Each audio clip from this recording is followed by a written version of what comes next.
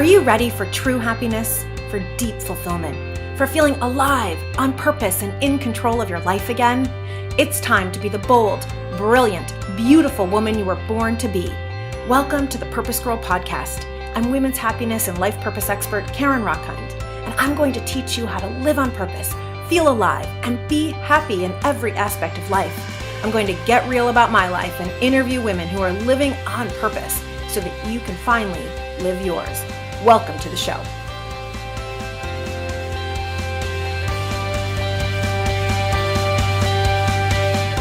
When I went through my miscarriage a few months ago, there is one thing that saved me: my girlfriends. Since I was 43 years old, I didn't know that I would ever be able to be a mom, and I actually said to my husband, I don't want to be here anymore. And it's not that I was ever really going to hurt myself, but I definitely had the thought, I can't do this, I don't want to be alive. And I shared that thought with him, and I shared that thought with my girlfriends, and the next thing you know, two of my friends who live in other parts of the country, they left their own families, they left their own kids, they got on planes, and they came here to be with me. At the same time, a sisterhood that I had created, the women in my Empowered program who I had been coaching and working with for a year, they got together and they sent me the most wonderful care package of bubble bath and slippers and candles and just beautiful self-care items.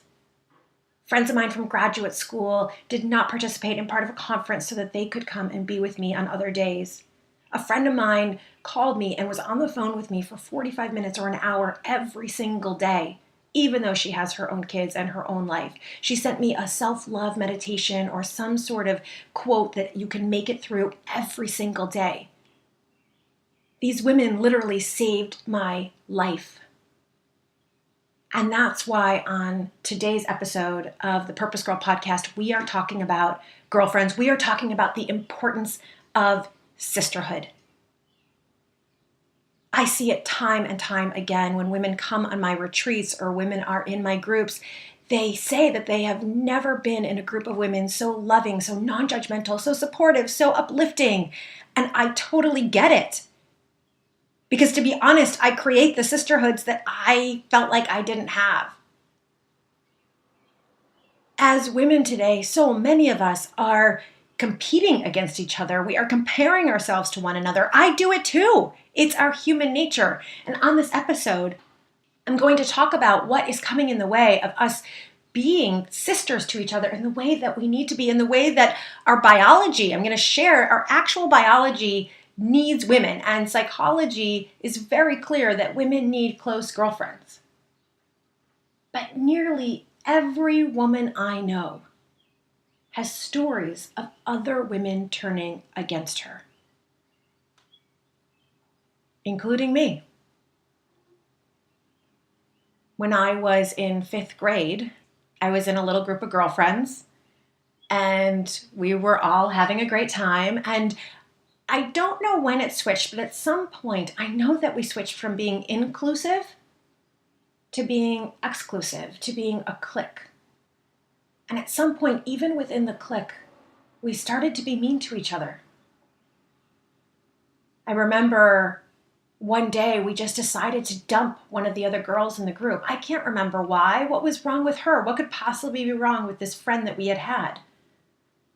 And I remember a part of my 10-year-old self knew that what we were doing was wrong and knew that we shouldn't do this, that it wasn't nice. But there was this other part of me that was so desperate to belong, so desperate to be included, so desperate to be loved and liked by these girls. Right? So desperate that I was begging my parents for more Guess jeans and for Cabbage Patch dolls and all the things that the other girls had. I was so desperate for it that I didn't speak up. And I'm embarrassed now to tell you the truth, but I would rather tell you the real truth about my life and that we all are sharing our real truth instead of just the highlight reel, right? So I was part of that. I was part of dumping another girl. And then we did that a couple of times. And maybe it all seemed like fun and games. I mean, I remember having mixed feelings about it. And then one day they turned on me. And the story that they created about me and told throughout the school was that I was a lesbian. Turns out to be kind of funny since I am bisexual, but I didn't know that at 10. I didn't know that at 11. I just remember feeling so horrible in 5th grade and 6th grade and feeling like such an outcast. I would have done anything to get back into the group. And so many women I know have a story like this. And the story might be from 5th grade, it might be from high school, it might be from college.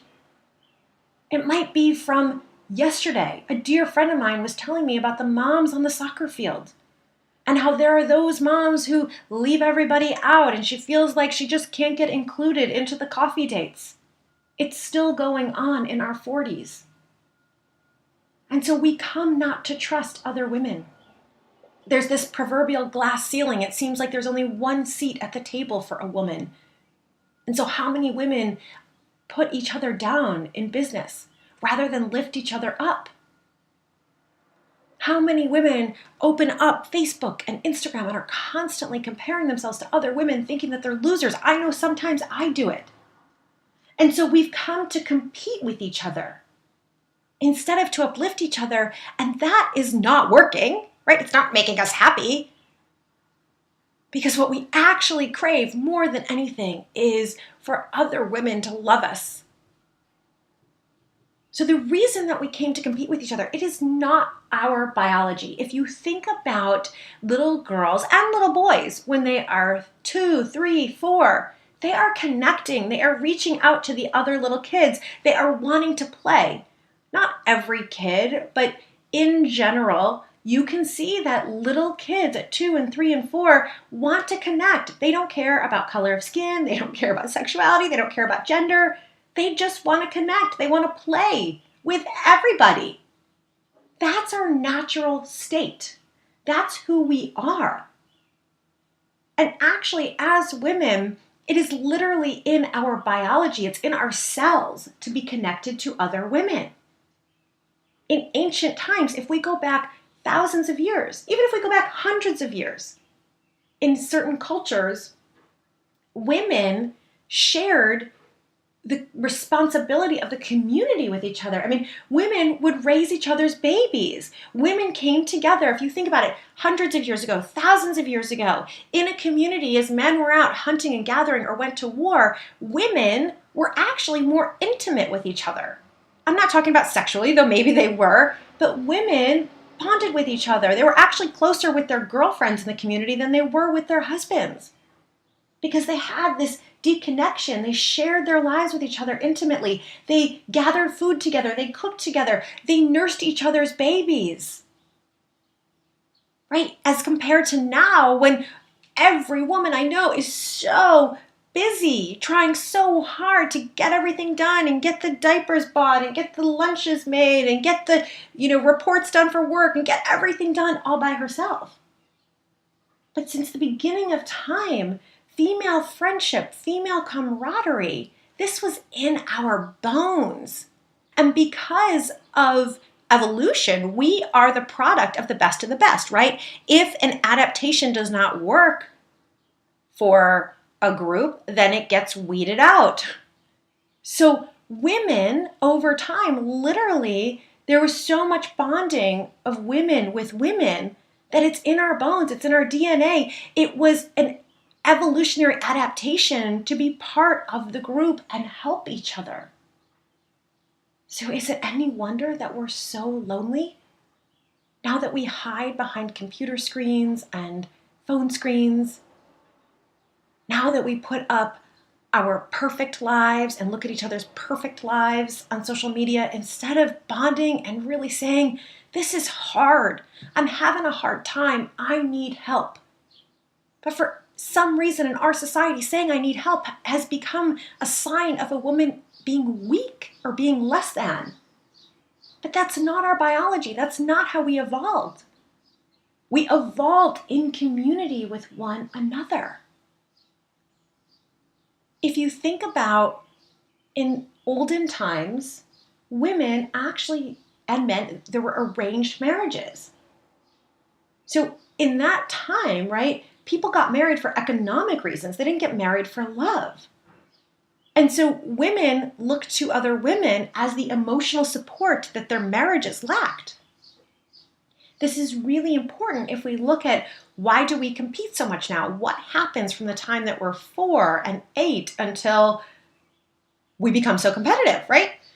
Well, what's happening there is that we come to compete against each other for guys, for love, for procreation, even though as a 10-year-old, we're not even aware of it. Noam Spencer wrote in Psychology Today that as women come to consider being prized by men their ultimate source of strength, worth, achievement, and identity, they are compelled to battle other women for the prize.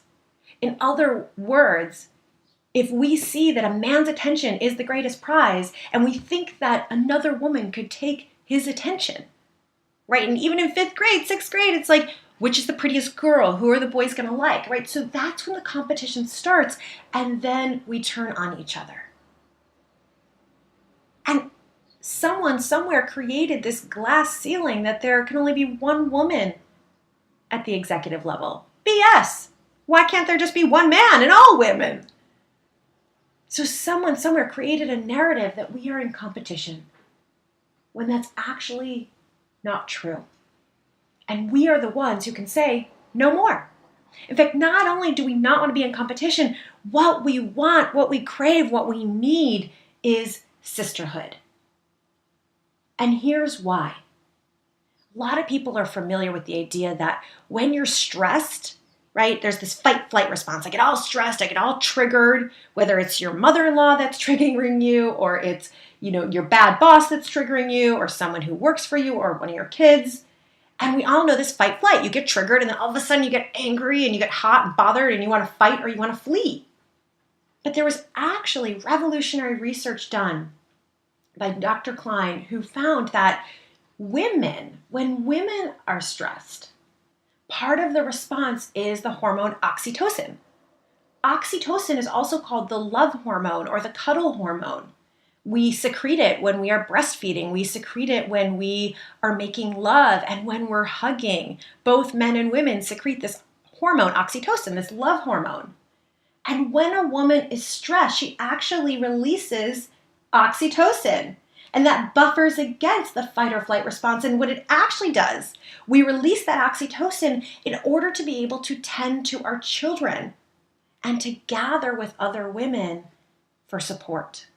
So if you just take this to kind of our raw biology and evolution from thousands of years ago, men were out to war. And if a woman got stressed, if there was stress in the community, what the women had to do was protect the children and come together and protect each other.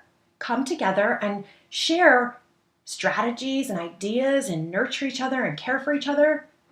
And so this oxytocin actually gives us a calming effect because we're gathering together. This is a woman's natural stress response. And it's called tend and befriend. So instead of fight flight, it's called tend and befriend. In other words, ladies, we are literally meant to connect.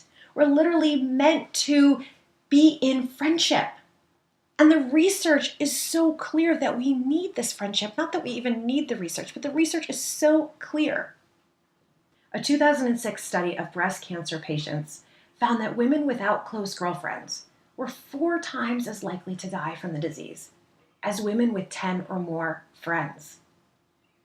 This is significant. Another study, the Nurses' Health Study from Harvard, showed that the more friends a woman has, the less likely she is to develop a physical impairment as she ages. In other words, women were keeping each other healthier, right? Why? Because we laugh together, because we share, because we can release our stress together. We can have someone to lean on. I was hosting a retreat recently, and we were completing our day and sitting in circle as a group of women who had shared our deepest truth and our greatest desires and supported each other throughout the day. And a woman looked around the circle and she said, "This is real life. This is what it's supposed to be." And we all felt this like magical tingle in the air. Because so often we're in that environment, that beautiful connection. And then we say, oh, but out there in the real world, it's cruel. Out there in the real world, no. She knew in that moment that the real world was our connection. And I see this time and time and time again. Women in my Empowered program who graduated a year and a half ago, they're on a text string together, and my phone buzzes like 16 times a day because they still are each other's support system. These are women who didn't know each other. But here's why. When women come together and share their truth, and I don't mean complaining. It's very easy to just complain, oh, this is wrong and that is wrong. In fact, if you listen to a lot of women's narratives, they're constantly talking about what's wrong. And it's not just women. This is part of being human. We have something called negativity bias, and we're very likely to talk about what's wrong instead of what's right. But sharing your truth is, ouch, this hurts. This is hard. I want my child to feel differently about me. Or I wish I could figure out a different way to parent. It's not just complaining about your partner or your child. It's the deep emotion of the shame and the guilt. And that is what we are not sharing with each other. I had a retreat last year. It's my largest retreat, and 27 women came together. And Friday night, they didn't even know each other. And by Saturday, one of them had to leave, and we gathered in this huge group hug. And they were looking around crying and saying, I have shared more with you than I've ever shared with my friends at home. This is what we have to do differently. Because what we are lacking is that real connection. And here's the most beautiful thing. When you come together and you share the real stuff, your shame or your guilt or your fear, in true sisterhood, a sister doesn't let another sister stay there. This is the difference between complaining and sisterhood, right? Or complaining and truth. In sisterhood, we say to each other, I hear you. That is so hard.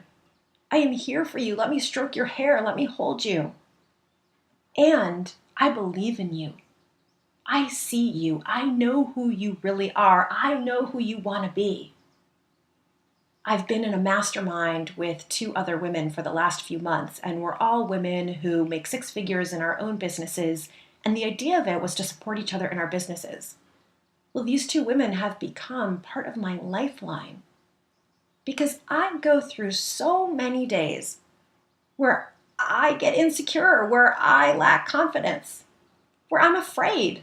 I have big ideas, huge ideas. I'm working on big projects that ideally, hopefully, will impact millions of women. And I'm afraid. I'm afraid I'll fail on my face. I'm afraid I will get rejected.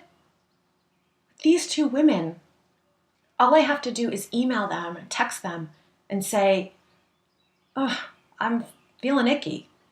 I'm afraid. I lost my way. I feel like I can't do this. And immediately, they will send me a huge hug, and then they will say, we believe in you. We got you. We know you can do this. You are up for it. You are so amazing. You are so powerful. They are my mirror. In fact, I was with a group of women hosting a retreat about 6 months ago, and I asked each woman to reflect what she saw in the other women there. And we took turns. So it would be, let's say, about Judy, and that's just I'm using a pseudonym here. So each one of us would share what we saw in Judy. And Judy was in tears. And she said, oh my goodness, that's how I've always wanted people to see me. That's my dream. That's the woman I desire to be. You guys are describing my dream. And we were all able to say to her, no, we're describing who you actually are. Right? So she thought that there's this ideal out there of who she is, and she can't see it because she's so often in her head telling herself all the mean things, that she's not good enough, that she's not talented enough, that she can't do it.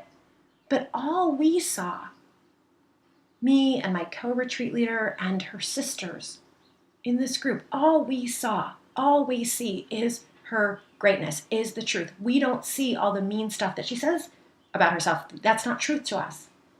So this is why women need each other. This is how we can literally lift each other up and change our trajectory forever. The benefits of friendship is clear. Research has found that social support enhances your quality of life. It is better for your immune system. Of course, because you have more oxytocin, you have less stress hormone. It increases your longevity. Literally, research studies have found that close friendships make you live longer. It makes you more resilient to struggle, and God knows that we all have a lot of struggle. It makes you more optimistic. It puts you in a positive mood. Hello, we laugh. I have a group of college girlfriends that get together every single year. No, we're 43, 44 years old, so we graduated a long time ago. But we get together for a reunion for Girlfriends Weekend every single year. And here we are, women in our 40s, and this year we were in our condo getting ready for dinner, and one of my friends turned on the music, and we had an all-out crazy party, dance party for so long. It was so much fun. We were sweating, we were singing, we were like playing our fake guitar. We were having so much fun. Because this is what girlfriends, this is what friendships can do. So women lift each other up. We support each other. We mirror each other's greatness.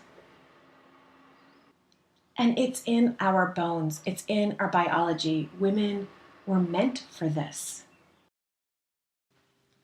In this crazy world where everyone is pretending to have it all together, you have to have a group of people with whom you can be honest, with whom you can share that you're afraid of being rejected, that you have dreams, and be with other people who have dreams and also want to go for it. You have to have a group of people who get what you're going through, whether that is miscarriage, or sometimes you're just so frustrated with your kids, or you're afraid of death. You have to have people with whom you're honest, and that is what a sisterhood is. And I know it's scary to share your truth. I get it. I create the sisterhoods I do because I create what I have always craved, what I always wanted. Perhaps to make up for the whole fifth grade situation.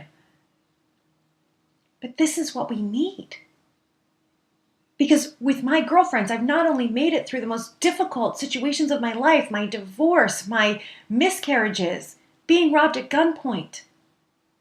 With the women in my life, I have been supported. Right before my wedding, literally the morning of my wedding, I had 20 or 30 women who were all coming to the wedding gather in circle. And I asked each one of them to bring a quote or something about marriage. And for about 3 hours, we laughed and we cried. We connected, we meditated together. And we raised the vibration of my marriage. Going for this business, going for this dream of empowering women, of being on stages. It's my women who get me through it. I just did a big workshop for Victoria's Secret executives, and I was nervous. I do these talks all the time, but I love this company. I really believe in the overall mission that they are capable of. I believe that they're capable of empowering women to feel beautiful, and I believe in that. And so I was nervous. And so I texted girlfriends. I texted the women in my life for support. And they were all over it. And they got me thinking and reminding me of how awesome I am. So the women in your life, right, if you have the right women, if you have a real sisterhood, they will take you higher. And that's what's cool. And if we allow women to, by them bragging and them talking about what's awesome in their lives, they take you higher because then you can see what is possible. Right? Again, instead of being jealous, we say, oh my God, it's possible to make 7 figures, or it's possible to open up my own store, or it's possible to start selling things on Etsy. Wow, if she can do it, I can do it. And this is the power of sisterhood.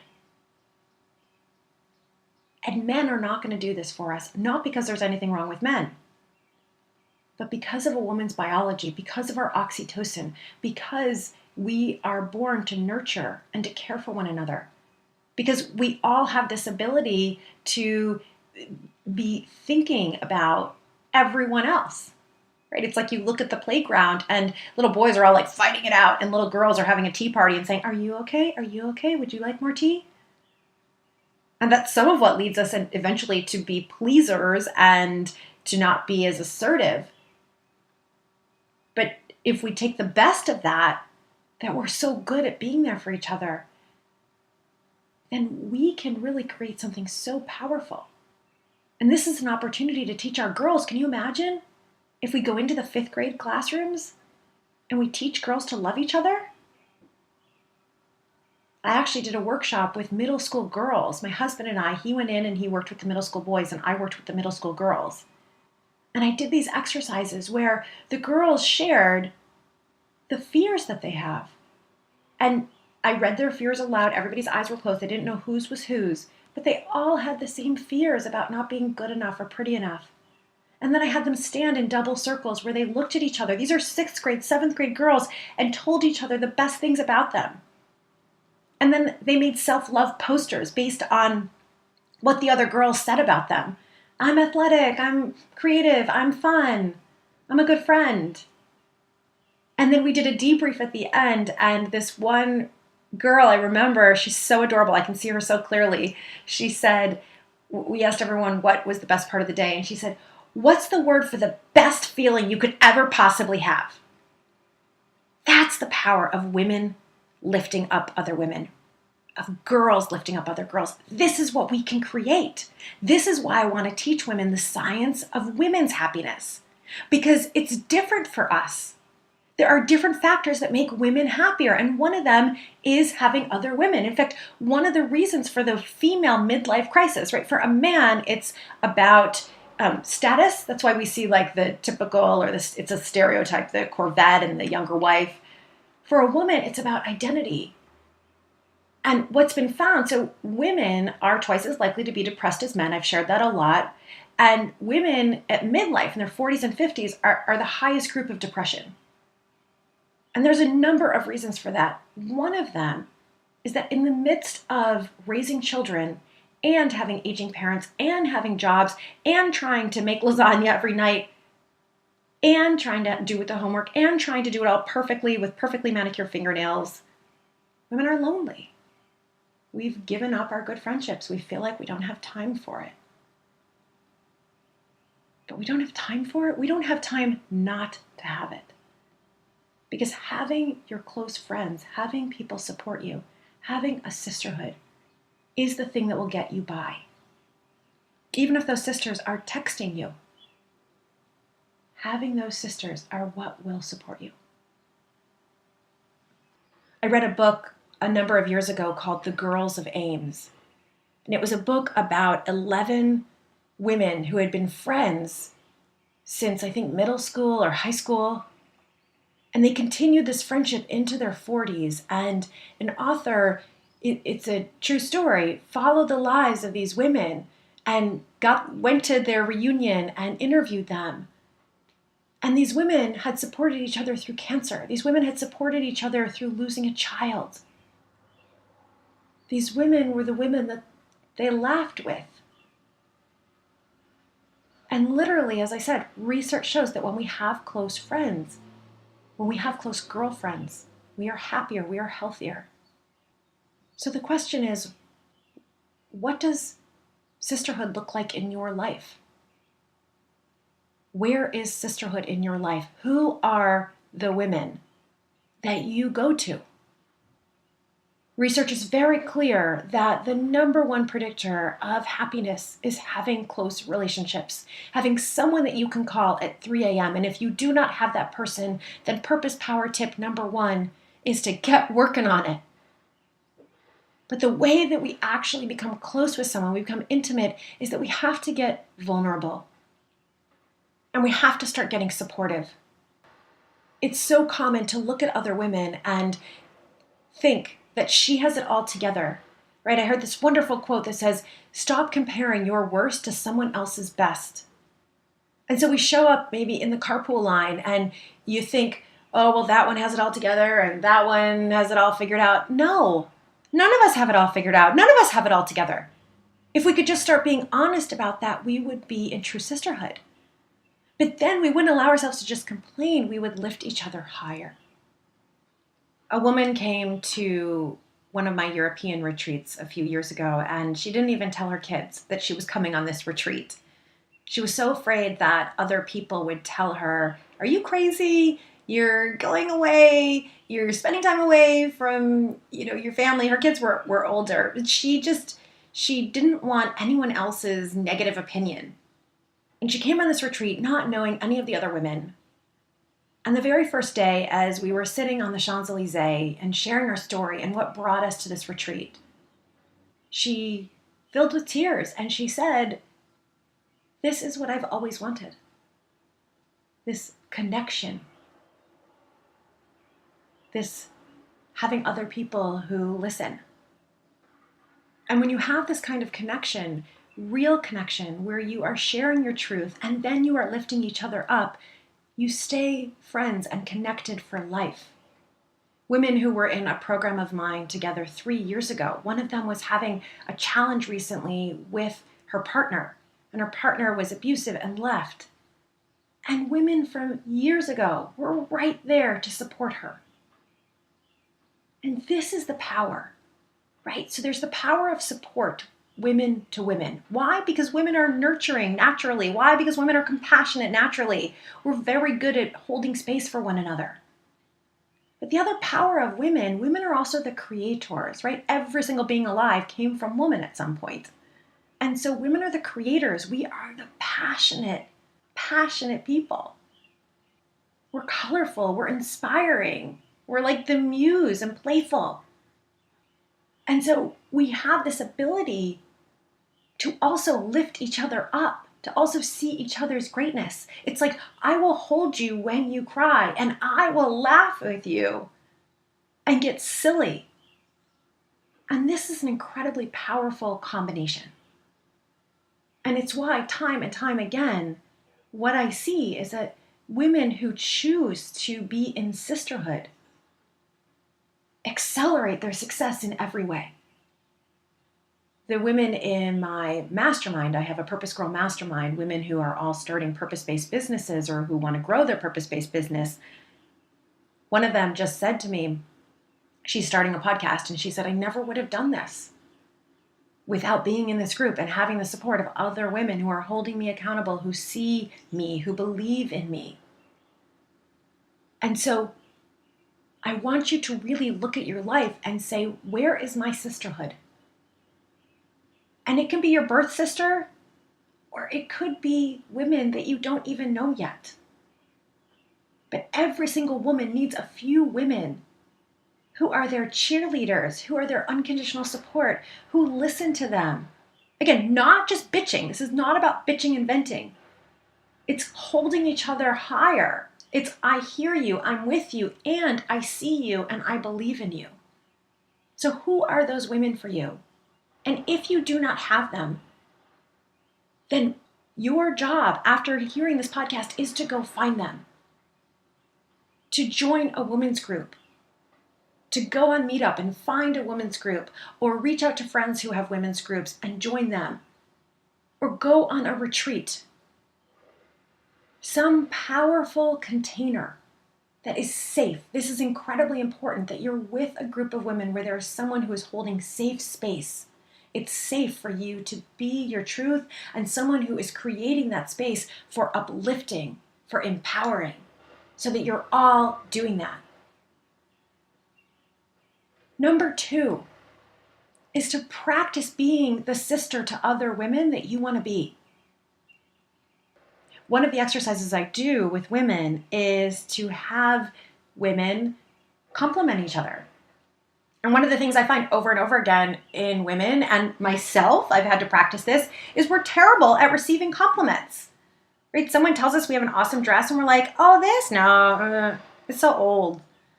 Or they tell us that, we're so smart, and then we say, "Oh, but I'm not using my smarts." It's like we're so down on ourselves. And it's actually, it like deflates the whole sisterhood, right? In general. deflates all women when we are so self-deprecating. And so I do this practice of a woman practicing supporting her sister and telling her sister what she sees in her. And then each woman saying, I receive, and actually receiving the love, receiving the compliment. And so purpose power tip number 2 is to make it a daily practice to compliment another woman. Right? So often we're looking at other women and we're comparing and we're feeling less than. So this is your opportunity, right? Go back to Harry Met Sally, that movie, When Harry Met Sally. I'll have what she's having. When you see a woman who is beautiful and rocks the room, rather than being like, oh, what a bitch, or what's up with her, go up to her and tell her, wow, you're so inspiring. Go up to her and compliment her presence or compliment her outfit. Say to the universe, I'll have what she's having. So let's practice having other women inspire us instead of other women turning us into the competition. Because the prize isn't a man, right? That's old stuff. That's not even true anymore. The prize is every single one of us living our best, every single one of us living our purpose, every single one of us coming together and uplifting each other and making each other stronger and better. Can you imagine if all women came together and supported each other to be their best? Can you imagine how this world would shift with the power of women? Because women are so naturally creative, women are so naturally compassionate, women are so naturally supportive. This is in our bones. So practice complimenting another woman and practice receiving a compliment. Practice uplifting one another. When a woman shares her good news, uplift it. Say, oh, that's so awesome. Tell me more. And that is your purpose power tip number 3, is to uplift.